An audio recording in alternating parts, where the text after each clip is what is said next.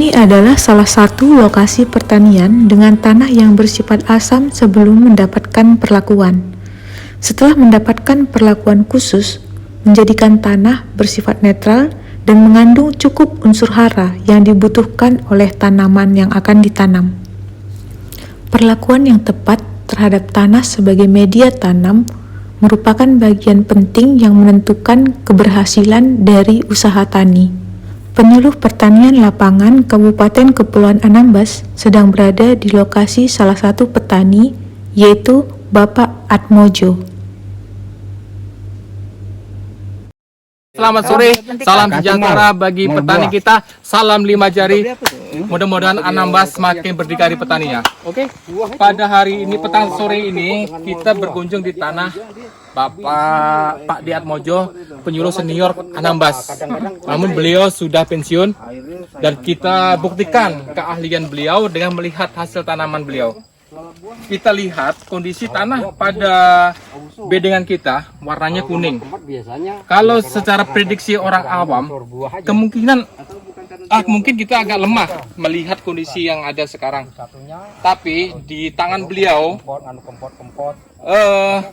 bisa kita lihat sekarang ada perlakuan khusus kemungkinan yang dilakukan oleh Bapak penyuluh senior kita.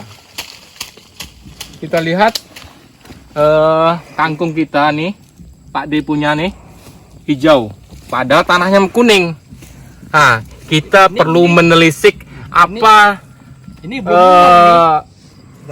namanya ramuan khusus yang beliau pakai. Nanti kita bisa tanya-tanya beliau. Ada rahasia khusus yang beliau praktekkan pada tanaman beliau. Padahal kita lihat tanahnya kuning. Kalau kita kayak nggak percaya kalau tanamannya itu bisa hijau. Bisa dilihat teksturnya kuning dan seperti ini. Seperti tanah liat. Nah, pasti ada rahasia khusus. Mungkin kita bisa tanya langsung ke beliau. Selamat sore Pak D, mungkin ada yang bisa dibagikan kepada kawan-kawan petani atau penyuluh pertanian Anambas. Apa kira-kira resepnya sehingga tanaman kangkung Pak D ini bisa hijau padahal dalam kondisi tanah yang kuning? Nah, silahkan. Nah, untuk budidaya tanah-tanah yang macam ini khususnya untuk kangkung ya kan. Pertama adalah khusus pengolahan tanah. Pengolahan tanah yang pertama tanah diolah di bedeng ya kan, gembur ya kan. Setelah digembur kemudian pakai kompos. Nah, setelah pakai kompos ya kan, baru pakai garis gini, baru ditanam. Ya kan? Ditanam nanti udah 4-5 hari udah berkecambah, ya kan? Diamkan dulu, kemudian umur 8 sampai 10 hari kemudian dipancing dengan pupuk. Pupuk kimia. Ya, pupuk kimia boleh, tapi kalau yang ini memang enggak. Kalau yang ini enggak pakai, belum pakai kimia. Semua belum pakai kimia nih. Organik. Ini organik semua. Bahkan belum pernah juga disemprot. Nah, kemudian kunci utamanya adalah kalau kangkung tuh kompos. Ya kan? Nah, kalau kompos seandainya memakai pupuk kimia, usahakan pakai pupuk ZA. Jangan NPK, jangan KCL, ya kan? Usahakan ya kan ZA. Nah, itu khusus untuk zat besi semua tuh. Itu rajin nyiram. Oh iya, ini konsumsi airnya tinggi Pak D. Harus rajin nyiram. Seandainya 2 hari enggak kena hujan, itu siram. Tetapi kalau memang tidak ada hujan sama sekali, ya kan, pagi sore. Tetapi yang kami punya ini kan, ini kalau yang sudah besar, ini 1 hari sekali. Karena apa? Karena tanah sudah terlindung oleh daun.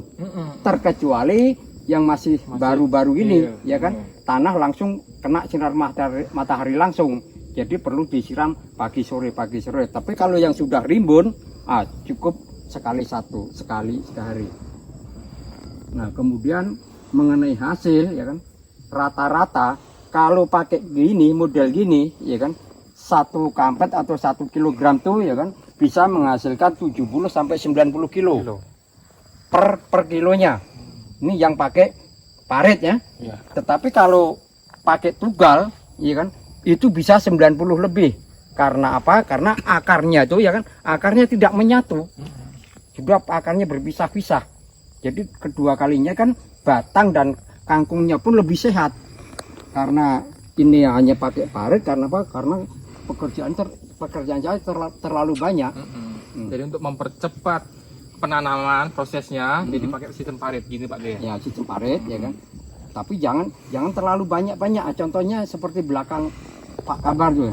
Nah, kangkung ini kan ada tahap pertama ya kan, ke belakang Pak Kabar itu tahap kedua, yang sebelah itu tahap ketiga. Kemudian yang belum ditanam sana itu rencana untuk tahap keempat. Oh, ini sistemnya ini memang tumbuh, cabut seminggu kemudian cabut lagi, Ya. kayak gitu ya. sistemnya? Supaya panennya Rotasi. berkelanjutan, panen berkelanjutan.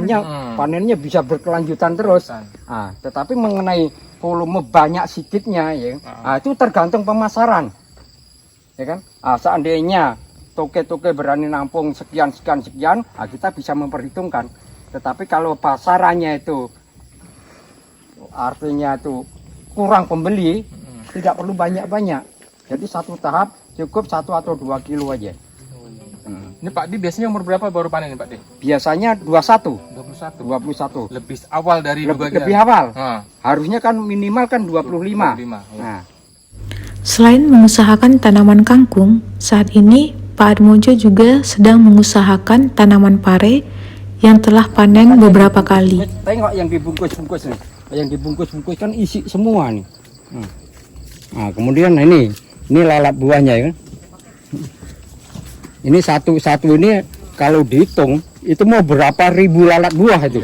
Nah, Nggak ada isinya ya Pak? Mana ada isinya? masih kecil-kecil semua. Soalnya habis panen kan. Nah, ini panennya ini kan 3 biji rata-rata 1 kilo.